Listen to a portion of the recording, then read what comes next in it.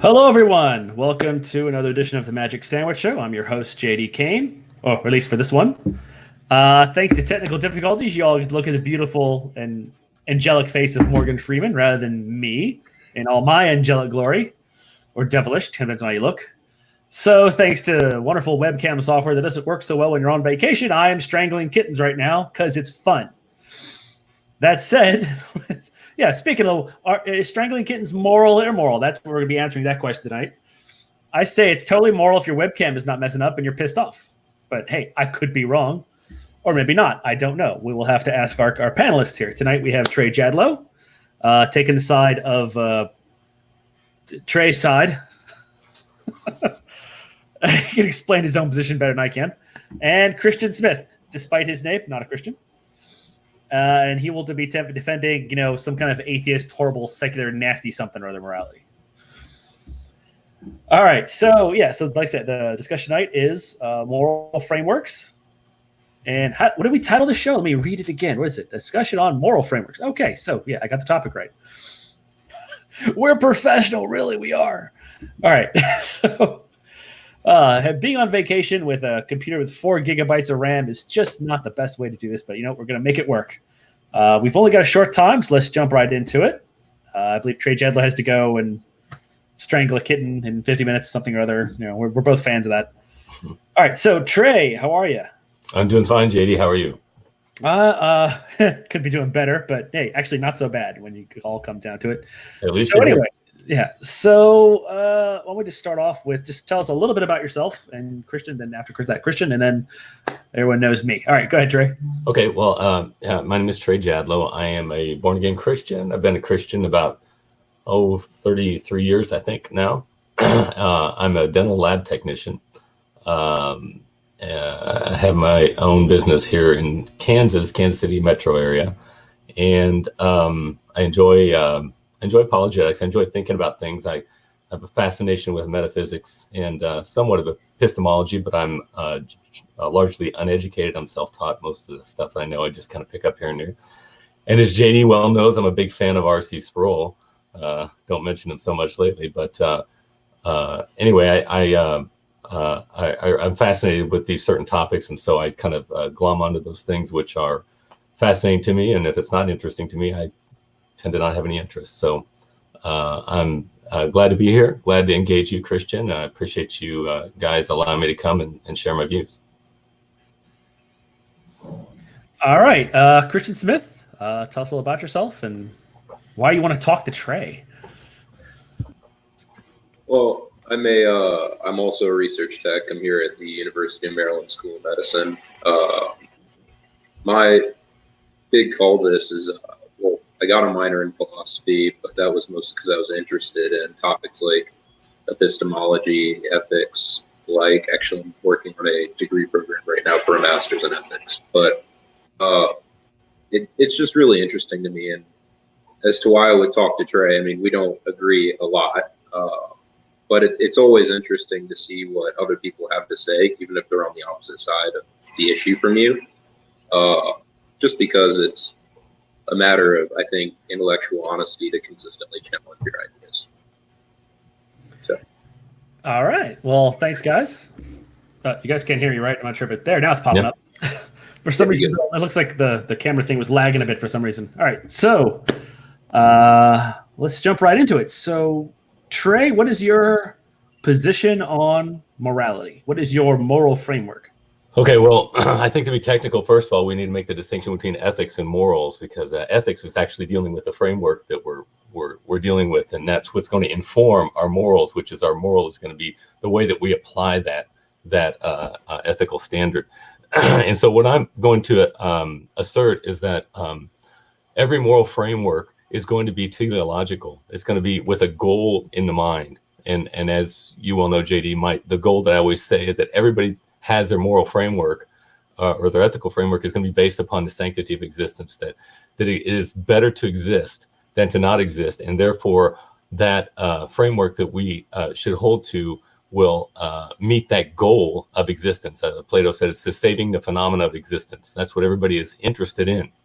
My perspective is that you cannot have a goal unintentionally for a moral framework. The only framework that you can justify would be, from an atheistic perspective, is that's your personal preference, but you cannot have a standard. Say, for example, you should not murder, because you're assuming that existence is special, and yet you cannot give any justification for that specialty of human life, or the specialness of human life, without relying upon a standard outside of yourself that is personal in and of itself, because only personhood can value things. And if there's no such thing as personhood in an ultimate sense, then choice, volition, purpose, these are all illusions. They're not real. And so my assertion is that there must be a self-existent purposer to instantiate value in order for there to be any value at all. And that that value is going to be the very fundamental foundation of any moral code that you would like to practice. All right. Christian, what is your take on morality? What is your moral, ethical framework? And after we get that out of the way, we can let you guys do it back and forth. Well, I think generally speaking, the way that I've always seen morality defined in the literature is, well, it's quite convoluted, but the scientific analysis of it is suitable for our purposes. It's called prosocial behavior, where morality exists to ensure that groups can get along properly. It's just a set of social rules. And in that case, I actually don't think you need to build into the definition is a value for the group. You don't need an external source of any kind beyond the group itself, because that's just not part of the definition. So morality for me seems to be just whatever helps the group the most. And we value morality itself because it helps us personally, but it's not necessarily related to that. I think generally speaking that you don't need to value personhood specifically, you just need to value the group. For example, with a lot of the social programs that we put out there that people cite as being moral or amoral, these actually have moral dimensions specifically because they help or hurt the group. So it's a lot more convoluted than people would like it to be, but it also doesn't require any external entities for its validation. So would you say in ethics, we're basically formalizing our instincts as a social species? More or less, yes. Okay. Trey, your response, and you guys can feel free to go back and forth. Try not to interrupt each other. Okay, thank you. And try not to throw too many points out at once so the other person can respond point by point. I appreciate it. Okay. So, Christian, when you say that's a prosocial behavior, what you've done is you've committed the Sam Harris fallacy, which I call it's a petitio principii fallacy. You're assuming the very thing that you're supposed to be justifying. You're supposed to be telling us why existence is valuable because in order to undergird this need for prosocial behavior. You can't just start with my presupposition on the necessity of existence from a value perspective, and then say, well, then I don't need a God, because you're assuming the very objective value that you say does not exist in order to undergird your perspective, and therefore it fails because you're inconsistent. No, the difference is that morality by definition has this value attached to it. Whether we care about morality, whether we value morality, is a whole other question. Okay, is it objectively valuable though? I tend to think so, but that is in fact a subjective determination. Okay, is value a function of personhood? Yeah, I think that morality itself is objective. Whether we value it, on the other hand, is subjective. Right. So the ethical value, the ethical standard that you have, is an objective based upon the value of existence, and it's something that is only done by personhood, yet you're saying it instantiates impersonally. No, it doesn't require personhood. Okay, but isn't value necessarily a function of personhood? Rocks don't value things. I'm sorry? Yes, all life values things. Everything values things. Why do you think dogs try to eat food? They value it. Yeah, but every organism that has ever existed or will ever exist values things because things are required for their own existence. Okay, well, I'm not talking about organic material. I'm talking about if everything values everything. You're saying that rocks value Play-Doh? Well, I think we're getting a little bit pedantic here, but no, obviously not. But organic forms that would actually care about social functioning, like every creature values. It has nothing to do, like most organisms, a bacteria would not meet any standard of personhood by any standard that I've ever seen. Right. But nevertheless, it values. So does a dog, so does a monkey, so does a cat. Everything values. Okay, well, we see that things like bacteria are moving. They are determined to survive. I guess we could say that. Would that be fair to say? I would say no more or less so than every other organism, but yes. Okay, so where did that determination come from? It's teleological. It's teleological. Where did that determination come from? Was it undetermined determination? I don't think that there is a intent behind determination. It's more a matter of the fact that if it didn't occur, it would not exist. But isn't that what the word determined means? Well, no, determined means that there is no other option. Like it's not. I'm thinking of determined as opposed to freely will. Both of those, free will or determined, both of them are goal oriented. They're moving toward a certain direction. Well, yes. Okay, and that direction is toward existence, right? More or less. Okay, so that among organic material, living matter, it is all determined to survive, right? It is. If we're thinking, are we thinking determined as in persistent or determined as in free will versus determinism? I'm just saying determined as in that it is programmed toward a certain end.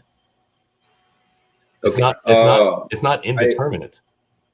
I don't think I would agree to that because there are plenty of cases where you can find species that don't go towards their own self-preservation. And what happens to them? They usually just go extinct. And what do you say about that? I wouldn't say that. Would you say it's broken? It's a bad thing when that doesn't happen, when it happens? If the goal is survival, then yes. But I would just say more that it means that a determination to exist is not actually inherent. It's inherent in species that are more successful in the sense that they stay around longer, but it's not required for a species to exist at all. Okay, all I need is one instantiation of purpose, and your whole paradigm falls apart. If there is any determination, if there's any goal, one goal in this entire universe, a goal cannot instantiate unintentionally by definition because it is intentional by definition. You violate the law of identity by saying something can instantiate the opposite of what it is. Well, the concept of a goal, I think, like for me to have a goal of doing X or Y inherently implies that there is an alternative. Like, for example, if I press the F key, my machine doesn't have a goal to press the F key or to display an F. It just displays the F. It has no other alternative. So I'm not sure that this would qualify in the sense of goal direction. For example, a social species like ours, instinctively, we are compelled by instinct, by biological programming, to form groups. This isn't really a matter of goal direction. This is just what we were programmed to do. It's following the instructions. And if we don't do that, what's wrong? Is there something wrong? I wouldn't be able to tell you that. Well, sure you would. Are axe murderers broken in your moral framework? I would tend to think so, yes. Okay, so you're assuming then that there is this programming in us toward the sanctity of existence, and it is a moral imperative. No. What I'm assuming is that under my moral framework, axe murdering is wrong. Whether or not the axe murderer cares about the moral framework is completely different. Okay, but so are you If saying you don't care about a moral framework, then you don't care about group functioning, and axe murdering is all on the table. okay, so if somebody doesn't believe, if somebody doesn't believe in, if somebody believes that axe murdering is fine, do you feel like you have a right to impose your perspective on them? No, not necessarily. So you don't believe in jail? Well, I do in some instance believe in jail. I think that if we want as a group to follow a moral framework that encourages pro-social behavior, then it will require some means of adjusting behavior towards the norm, or not towards the norm, towards compliance with the framework. So I think jail can be useful in that respect, but I also don't think that all things that we commonly see as transgressions are in fact moral transgressions. I certainly don't think all of them. I don't believe in a one-size-fits-all approach to moral transgression. Well, sure you do. You believe that which you said that pro-social behavior is the moral absolute. Well, yeah, but pro-social behavior, like, we can recognize that one thing is better, one thing is more good than another. Right. It's not that convoluted. Like, I assume we can agree that a single homicide is morally superior to a genocide. I assume we can agree that not killing someone is superior to both of those.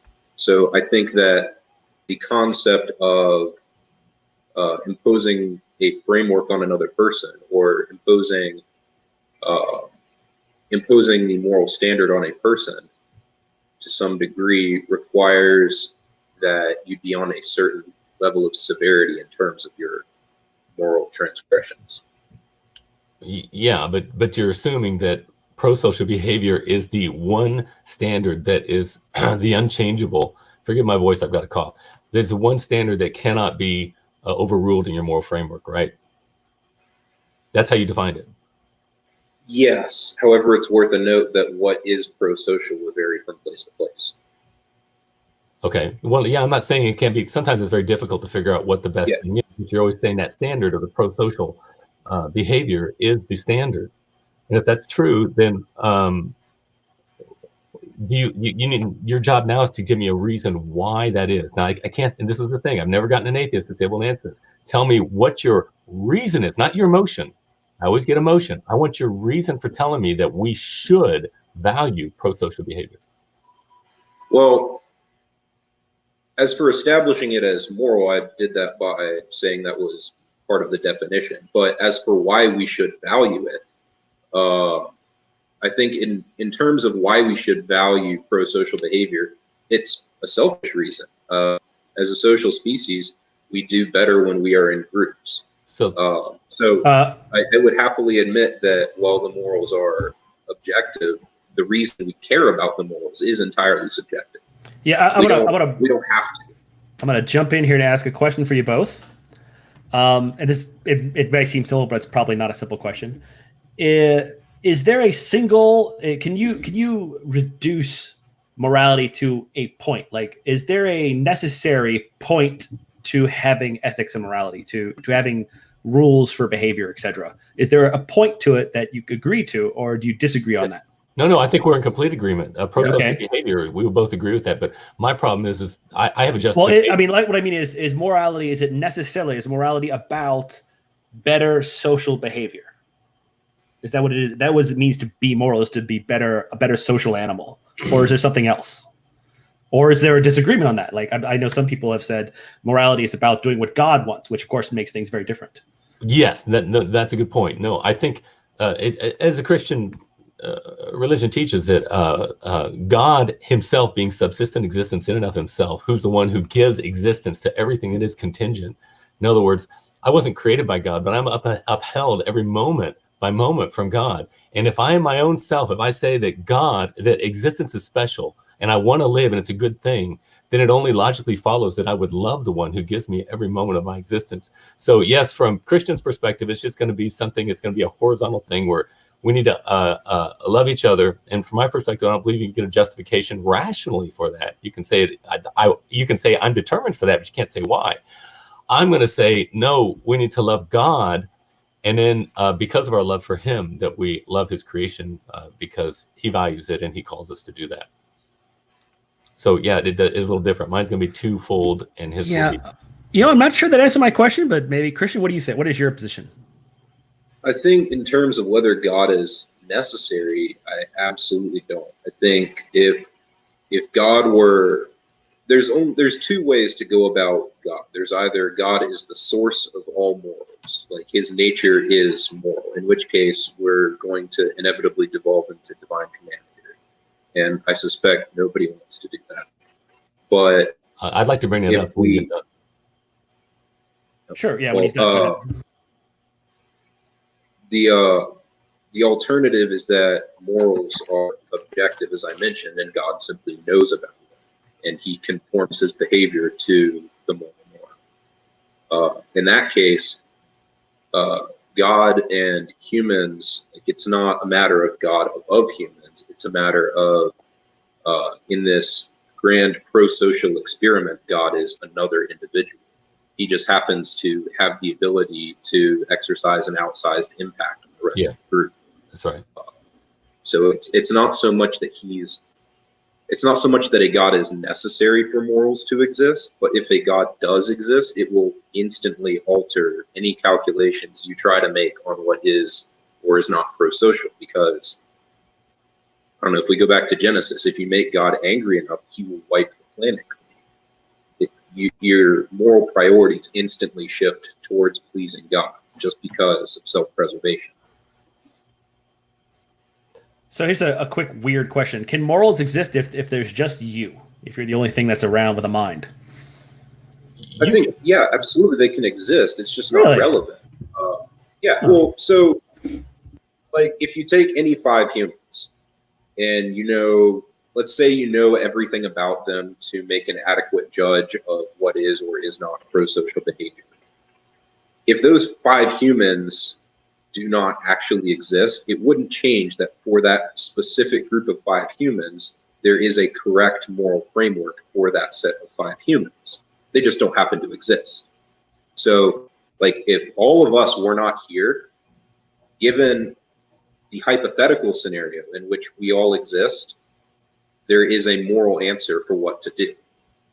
It just doesn't apply unless there are more than one entity, so you can have a prosocial behavior. Well, from my perspective, you can be moral as you define, because we've already agreed that we're determined toward that. So it just means I'm gonna walk the way that I am called to walk. In other words, act the way that in my mind, I have this moral code written on my heart, and I can do that. But I'm just saying, without God, you can't give a justification for it. You can just say, I do it because that's the way I am. That's the only real answer I've ever gotten from anybody from an atheistic perspective, to say that's a just so story. That's just the way it is, and therefore I do it. But JD, can we talk about the divine command theory? He was saying, Christian, you okay with that? Oh yeah.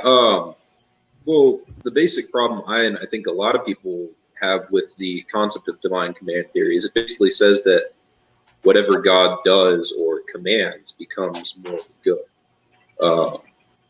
Basically, because God is himself the perfect and ultimate good, whatever he does must also be perfectly and ultimately good. And where I have a general problem with this is that it doesn't lead to, if anything can change, like if murder becomes wrong or right, depending on whether God is flip-flopping today, it is very difficult, I think, to actually have a consistent moral framework. And it's not, I recognize that, like, in my system, the nature of my system is consequential. So again, whether or not murder is right or wrong will depend on the consequences of it. but that's a matter of like the actual normative rule that guides whether or not an act is moral or not doesn't change. Only the context in which it occurs changes. In divine command theory, the actual normative rule is flip-flopping, and I'm not entirely certain that is something we would want in a moral framework, regardless of whether or not that's the case. Yeah, but divine command theory doesn't state that there's absolutely no determination whatsoever for anything. God's command is rooted in who He is. Are you familiar with the difference between realism and nominalism? Well, realism in the sense that morals are a real thing, and moral non-realism is they're just a subjective thing we make up. Yeah, it's going to be different because I'm a proponent of realism, and I say that when we're talking about moral code, realism is something that actually exists. It is ideas in the mind of God. When we talk about justice, when we talk about cats, when we talk about anything, we are making a reference point that is outside of ourselves. Nominalism is going to focus. So I'm focusing on metaphysics, in my understanding, and nominalism is generally going to focus more on epistemology. In other words, I decide it because I name it. That's what it is. The problem with nominalism, though, is what was it before you named it? Did it exist? Of course it existed before you did it. All you're doing is submitting to what it is and putting a name on it. You're not creating it. And so that's the same thing with the moral code. When I say that the moral code is rooted in a person and nature of God, I'm not saying God's not determined in any way. He has defined who He is. He is who He is. And it's not chaos, it's logos. It's logical. It's coherent. It is a unification of everything to make perfect sense of something. So the way you described it almost made it sound like it's completely arbitrary and it could change whimsically. Like God Himself doesn't change. Well, no, it's not that it's completely chaotic. Obviously, again, like you said, it's basically that the acts of God flow from the nature of God. So if God is ultimately good, then His acts are also ultimately good. Mm-hmm. My point is more that at some level, this does seem to invoke the preference of God. I mean, unless we're assuming that God can only act in certain specific ways, it seems that at some point, this is going to inherently take into account God's preferences. So if God prefers to do one thing one day and then the opposite the other day, then it would flip around. Which, if we're going to say that God can only act in specific ways, then that's fine. That solves the issue. But it seems like that would put a real damper on God in terms of omnipotence or free will, honestly. No, it doesn't. If he's only able to act in a specific way to a specific thing, then it seems like he's as determined as the rest of us are. Well, tell me this: do you think that God can? Do you think that God can make Himself be contingent? Could God cease to exist? Say that. Well, again, it depends. If you think He's all powerful, then yeah, He can. No, like God is a sign of weakness. That's a Richard Dawkins fallacy you just did there. You can't. Trey, exactly how many fallacies? I'm curious. How many fallacies have you named after famous people? Until today, I have yet to hear the Richard Dawkins or the Sam Harris fallacy. You seem to have kind of made things up. I did. Fallacious. Look up Greg. Actually, fallacious reasoning, or Dawkins does have a tendency to prioritize existence as a strength over non-existence. I'm not. He says because God can't change his. It's really kind of hilarious. He says because God cannot change His mind, He cannot do something that I can do. Therefore, God is not God. But the reason you change your mind is because you were wrong about something. Changing your mind is a sign of weakness, not a sign of strength. And Greg Coco did a great little video. Look it up on there. It's hilarious. He just makes them look really silly. To change your mind would require that you made an error at some point that you need to correct. That's true. But I mean in the sense of, like we were just talking about how the problem with divine command theory disappears instantly if God can only do certain specific actions in certain specific contexts. Mm-hmm. But in that case, like it restricts what God is able to do. So, for example, if we just gave God unbridled free will and omnipotence, then I have no idea why he would choose to do so, but God could absolutely, if he decided to, wipe himself out of existence. No, he can't. But That's an imperfection. Existence is a perfection. To not exist, that's he would have to be massive complete. assumption. I'm sorry? That's a massive assumption right there. A massive assumption that God is not dependent upon something else other than himself. No, a massive assumption that existence is itself required for perfection. If something exists and it passes out of existence, it has gone from being to non-being. You have even said in here, you said prosocial behavior is a perfection. That's what you're going for. Right? Using your own definition. Yeah, but prosocial behavior doesn't require me to continue existing. But you're saying it's worse to not exist than it is to exist. Do you not? No, not at all. Then why did you eat this morning? Yes, because right now it is better for me to be alive than it is for me to be dead. But it's better really, for really evolution. easy. I mean, this is so it is really, really easy to come up with a scenario where it would be better for someone to be dead than it would be for them to be alive. Why? Actually, this is the whole basis of medical euthanasia, is that patients realize that, yeah, it's better to die now. Why? That's the whole point. Why is it better to die at that when you say that it's better to die? Why? Wasn't it about quality of life? Right. Yeah, exactly. Yeah, okay. At some point, even the person themselves, they tend to feel that, you know, it's no exactly. the pain, whatever pain they're in or whether they're suffering from, is now worse than whatever comes after. And if they could be well, would it be better for them to survive? In other words, they're just giving up. They know their end is coming, and so they're just saying, "Well, I'm going to give up." It doesn't mean that existence is better than non-existence. Well, isn't the end coming anyway, no matter what? I mean, it's just about time. Okay, but why? But JD, why must we wait? Why are you working so hard to progress society and to encourage people to be nice to each other? Well, I'll ask Christian. Christian, why are you not committing suicide today? Well, because right now my quality of life is worth living for. That's the whole point, is that when the value of non-existence is greater than the value of existence, people commit suicide. It's really that simple. And are you happy when somebody commits suicide? It's not my decision. Your brother commits suicide. Does that hurt you? What? If your brother were, I don't know if you have any children. If your loved one were to commit suicide, would that hurt you? It would hurt me, but if it helped him, I'd be fine with it. Okay, but he's perfectly healthy, and he just decides that he wants to kill himself. Well, yeah, because that's an imperfection, right, on his behalf. Well, it depends. Something wrong.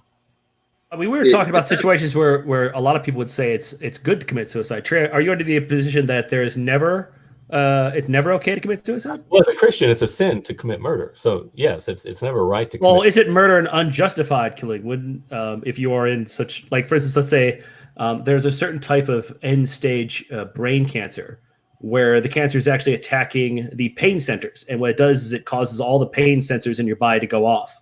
Mm-hmm. And in that case, pain medication does nothing because it's attacking the parts that are responsible for pain. Mm-hmm. And so literally the only thing they can feel is just a ridiculous unending pain. Mm-hmm. Now, at that point, you're saying that God would want you to just stay alive forever, how many hours or days in that unending pain. For what purpose? Obviously, it's not going to help socially, right? It's not going to benefit the person at all. Well, and if anything, afterwards, assuming, they're supposed to have this wonderful thing, let's assume they're a good Christian until then.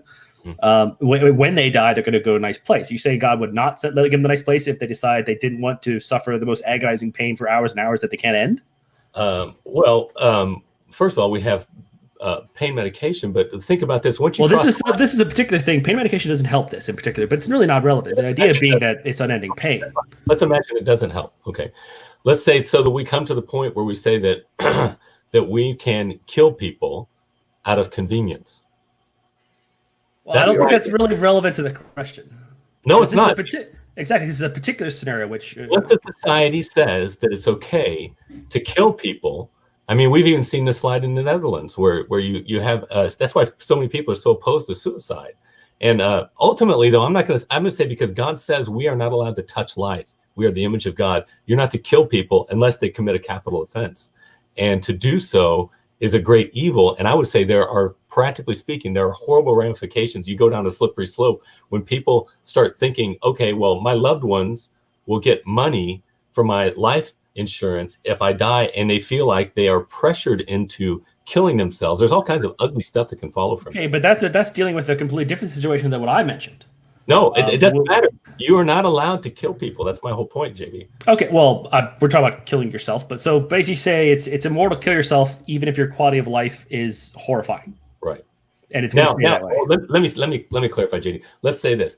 I believe that you can refuse treatment, and that would not be a sin, but you cannot purposefully kill somebody for life. So, for example, I have a small problem because I thought morality was about the social good, but obviously I'm not sure how that's impacted by someone in terrible pain killing themselves. Do we disagree about the social good? Yes. Remember, I clarified. I said my love is for God and then for mankind. It's not merely social on a horizontal level. Is my love for my neighbor is funneled through the imperative of my love for my God. Okay. Well, Christian, I'll go ahead. You can go ahead and respond. Well, in terms for your particular situation, I'm totally fine with it. I think that generally speaking, the moral value of an act obviously is determined by its consequences. It's not some black and white list of everything that you can and can't do. That'd be ridiculous. The world is full of shades of gray. So I think, honestly, if we were to deny this person the option for euthanasia, then it would be terribly immoral for us to do. I do agree that if you just let everybody say, yeah, euthanasia across the board whenever you want it, then it becomes problematic because it leads to scenarios where, and like the great problem in morals and ethics is that humans make mistakes. Like it is very rare for a person to knowingly evaluate an idea as something wrong to do, whether it's because it's actually a good thing to do or because they're rationalizing it to themselves or whatever. But it is very rare, in my opinion, for someone to know that what they're doing is evil and do it anyway, particularly if they have a better alternative available to them. So the danger, I think, in saying that something like euthanasia is fine across the board whenever you want it, the problem with that is that it leaves us substantially open to people having errors in judgment, where they think that, okay, well, I lost my job today. I'm really depressed, so I'm just going to go off myself. In that case, like I think that's less the moral issue there is not euthanasia, but the policies around when euthanasia is acceptable. For example, like in our case where the patient is unending pain, usually, actually, they're trying this out in a lot of the northwestern states, where in order to receive drugs that you can use to euthanize yourself at a moment's notice, you have to go through multiple psychological evaluations to determine that you're in a sound state of mind. You have to be confirmed that your prognosis is only going to get worse. It has to be a case where, either you're going to die anyway and it's going to be more miserable if you're on it, you're in a sound mind.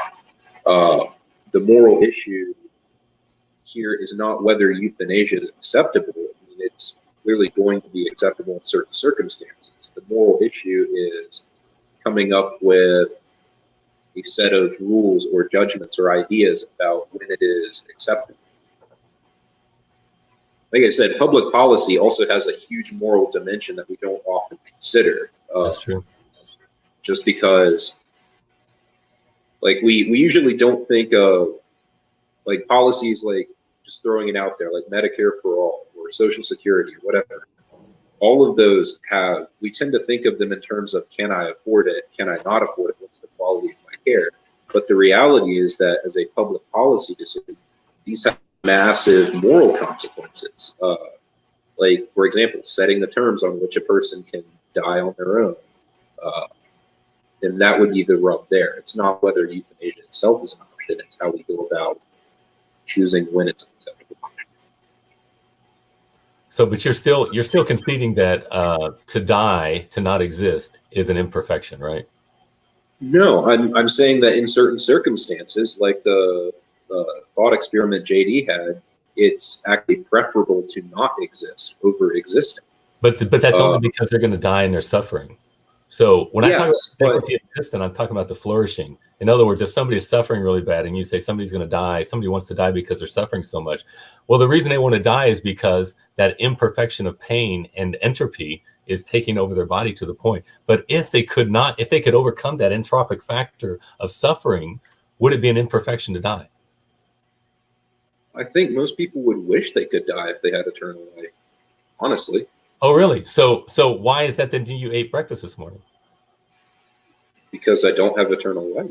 I'm not bored yet. Like the reason. But eternal life doesn't necessarily entails eternal euphoria, let's say. I disagree that that's even possible. Why? I do have to say I agree that I think the concept of eternal life, when I really ponder it, sounds far worse than anything else I could think of. Right, because life is not that great for you, right? Oh, actually, life is great. All right, well, I don't want to go on too much of a tangent because I'm just supposed to be the host. But and when I always think of what a perfect world would be for me, it would be one where I determine when I stop existing. Okay. So let's say after after a million years, or I'd probably less than that, I'd say 20 million years, 100 million years, whatever. At some point, I'm like, okay, now I'd like to no longer have that. So I had two options. One is that I set when I die, or the second one is that reincarnation is a thing. Well, I get to keep existing, which sounds great, but I don't have to have memories to hold me back or hinder me in some way. So I could reincarnate and keep going. Those both sound great. The idea of eternal consciousness. What was it? The way Hitchens put it, the party's never ending, and you can't leave. Sounds like the worst kind of hell, whether I'm supposed to be happy there or not. Okay, but Jane, I know you're a host here, but I'm trying to understand, why is it that you would say reincarnation would be better? Are your memories somehow hindering your satisfaction for existence? I feel like after a certain point when you've done everything. Like, in fact, imperfect memories might make an eternal life not so bad if your memories fade over time and there are all kinds of ups and downs and life is just kind of what it is now. Uh-huh. But if it's not, if I keep holding on to memories and they go, eventually you've done everything and you've done everything a million times. No. Everything a billion times. Let's imagine you couldn't do everything. Let's imagine your memories right now are good for you, right? Sure. I mean, yeah. That just accelerates the problem. Now just imagine yourself being in perpetual novelty. In other words, think of the thing that you love more than anything on this earth, that satisfaction being eternally, never running out of boredom. Is it theoretically possible that you could want to live forever? Well, as a thought experiment, sure. I don't think that's possible even in a Christian framework. All right. For there to be infinite novelty. Okay, well then that's it's just a difference but you agree that novelty would require that your memory be flawed in the same way that you're talking about, JD. Yeah, if memory was flawed, in which case, I jump in, I play Grand Theft Auto. I'm like, I've never played this before, despite having. No. Okay, well, maybe that could make that work. You guys, come on! Technology is moving on. Your entire life is changing all the time, and there's always there's novelty right now, and everything grows old. But if you could be in a position where you never grow bored, you're always, like my life right now, I'm very, very happy right now with my life. Life's like a vacation for me, probably more than ever in my life, and I enjoy it. I used to be kind of an Eeyore somewhat with my life, but I really enjoy it. But there are always new novelties in my life. Life is always changing for me, and I'm not playing the same Nintendo 64 game for 60 years. There's new games that come out. There's new novelties that come on. And that's what life is. Life is just not existence. Life is life abundant. It's pleasure in life. And that's what God calls us to give us in eternal life. And I can't wait for that. Well, I must say, when I was younger, I didn't. I was the same opinion, but I have changed. I think that you're assuming that the activities, the number of discrete individual activities, whether it's gaming or cooking or playing two different games, is infinite. I'm not sure that it is. Yeah. Does heaven have an immaterial Grand Theft Auto up there? I don't know. I don't think God has a PC. So what am I going to do? Well, I mean, sorry, go. I think from my perspective, being in the presence, and I remember, I think it was somebody said one time, something like, everything in this world gets old, but there's only one perpetual novelty. I think it was maybe Augustine that said this, and it's God himself. In other words, he is the one who gives true satisfaction. And the things that we have, like Grand Theft Auto or whatever it is that we may find pleasure in our family and all that stuff, gives us great pleasure, but it always going to lose its shine. But there's only one thing that never loses its shine, and I will be searching him out for all eternity, and that will be my great pleasure. And maybe you guys may be repulsed by that, but I'm not. And I look to that as my eternal pleasure and joy. Everything else is a peripheral. I am happy to have my computer that I have now, not because of the computer itself, but it gives me an opportunity to give thanks to the one who has given it to me, and I can use it as in my worship and love of him. And therefore, that's where I gain my true satisfaction in life. And I want to live forever, and because that's what I want to do. The things in of themselves, they always, you can get a Lamborghini, you can get whatever you want, all the sex you want, whatever it may be, it always loses its shine. And the only thing that brings satisfaction is the one who gives them to us. And by looking to him, we can find true satisfaction. Okay, we're almost out of time. I do have one quick question for both of you. It's relatively broad. How do you determine, what is the process by which you determine that a moral proposition is moral or immoral? Christian, go ahead. Well, you call me a sucker because it's, like I said, the great problem is human tendency to not make good decisions.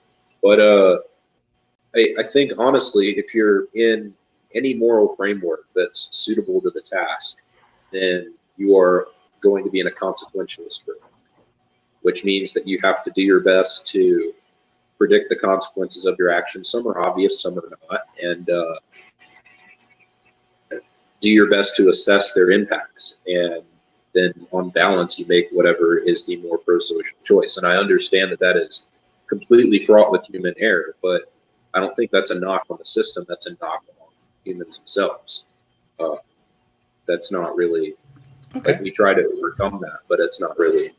All right, Trey, what do you think? How do you, what process do you use to determine whether a particular moral proposition is moral or immoral? Okay, well, I'm always going to have the two greatest commandments: love God and love your neighbor. So I'm going to say, is this moral action something that is pleasing to God, and is it something that can done out of love for my neighbor, and that actually that love for my neighbor might include taking the life of another person, ironically. Unfortunately, but that's the world in which we live.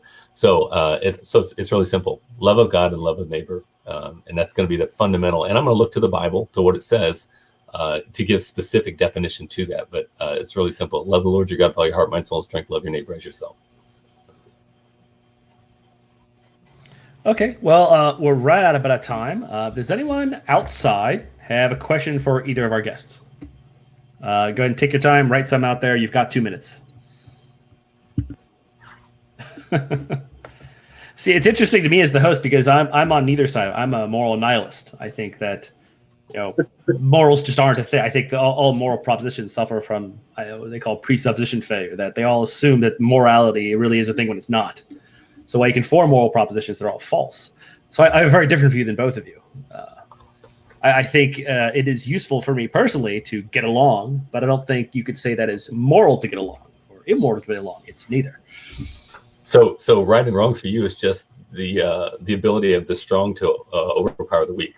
No, I think it's neither. I think there is right and wrong isn't a thing. We simply do things for certain personal reasons that have to do with our development as a species.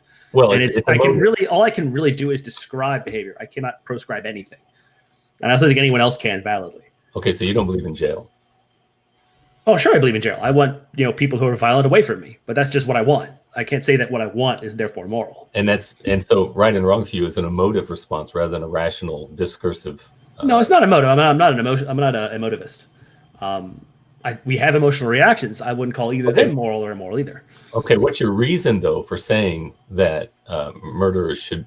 In other words, you're just saying I feel this way. I feel it's bad to murder. Therefore, I want to put them in jail. No, I don't say that. I don't say I don't feel it's wrong to murder. I would say I'm not a fan. But that's just my personal thing. I guess you could say is I can see why if you have certain goals, then you should do certain things. But there's no argument. Like, for instance, I don't like to kill children. I like children. I don't want them to die. However, if there's someone out there who's just if there's a psychopath out there, I don't have a valid argument I can give him to not murder children, because that's what he wants to do. He loves doing that. That's his thing in life. What am I supposed to tell him to get him not to do it? Other than to try and to enforce my own will on him, in which case I could do that because I want to, but we're still talking about wants, not morals. And yeah, so you're just trying to be more consistent with your perspective. But anyway, the thing is, despite all this, I still act like most people. Like I'm decent to my neighbors and friends and family. I'm a jerk to people who are assholes. Your typical responses. I just think in the end, I can't say anything I'm doing is moral or immoral, because that isn't a thing. Right. I'm simply doing what I want. They're doing what they want. If sometimes what people want is to be a good member, a good social person among their peers. Well, yeah, but you don't realize it, but all you're saying is right and wrong is merely the strong imposing their personal preferences over the weak. Well, actually, no, because I would say there isn't right and wrong. That isn't a thing. Yeah, actions. You're just the actions themselves. Your personal actions you want to impose upon others because you don't like it. It's a law of the jungle. It's red in tooth and claw.